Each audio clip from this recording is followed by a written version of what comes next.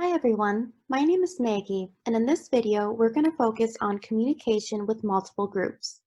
We'll cover the following topics: ecosystem services, management planning, interdisciplinary discussions, and communication tools. To begin with, we're going to take a short trip. Shall we dive in? The communities near Lake Social Distancing would like to cordially welcome all of you to their corner of the world.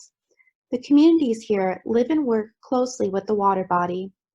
This is possible because of ecosystem services, which are the socially and economically valuable uses and benefits that people receive from natural systems. Within the lake social distancing community, there are a number of ways that the nearby residents interact with or find value from the lake. The residents picked out a couple examples of valuable ones to share. The first ecosystem service that can provide significant societal values is the lake's habitat. A lot of plants and animals can be found within the water body. However, other animals can rely on the lake as well. For example, species can rely on the lake during a specific time in the animal or plant's life cycle, such as in the development stages. Some species we don't usually consider can also depend on the lake for food, drinking water, or other reasons. Lakes support a range of species. For the lake social distancing communities, they're supportive of all animals, so long as they're not invasive and they don't pollute. Another example of ecosystem services is the provision of food with the plants or animals that can be found within the system.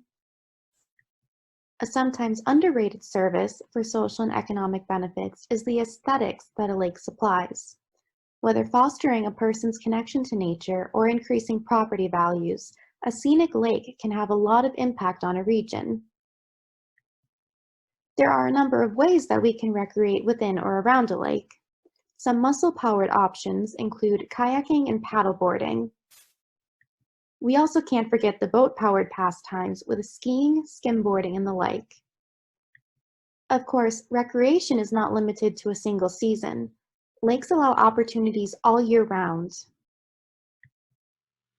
Transportation is another ecosystem service. Aquatic vehicles can carry people and goods across water bodies. Utilizing this method of transport can shorten the travel time, save costs, and be a lot of fun. Just ask this pack of jet skiing Santas.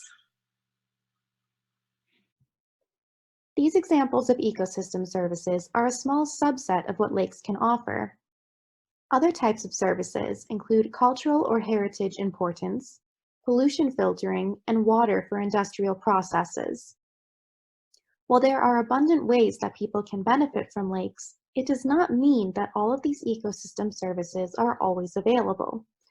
Sometimes the services can conflict with each other. For example, there needs to be enough water in a lake so that it is deep enough for boats to travel across it, but some species are adapted to more variable water levels throughout the year.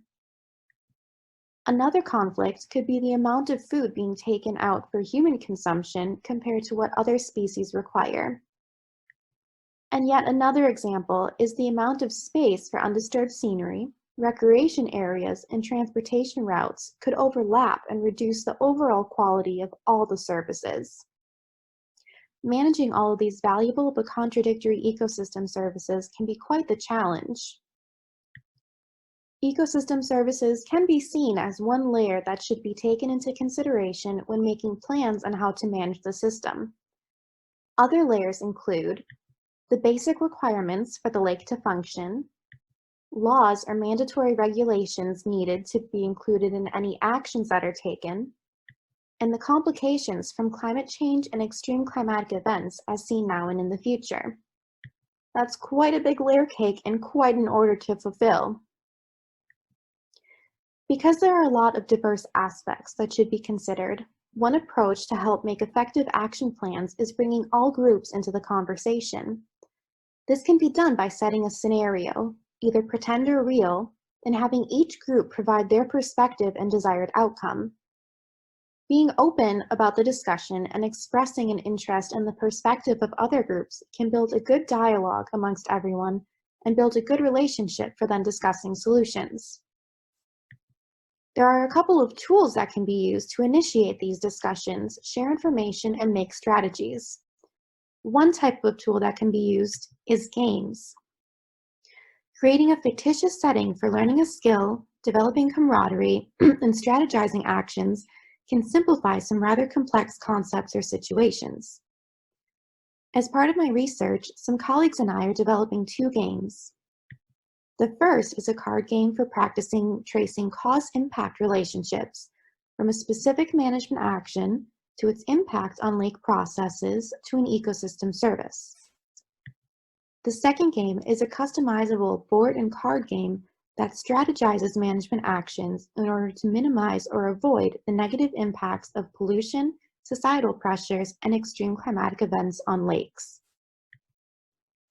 Now it's your turn to support or participate in an interdisciplinary group discussion. As a discussion participant, what lake ecosystem services do you use? Which do you find most valuable? If you were leading a discussion, how would you use games to support the conversation? And if you were to make your own game, what would it look like? Try to imagine one based off of your favorite board game or video game.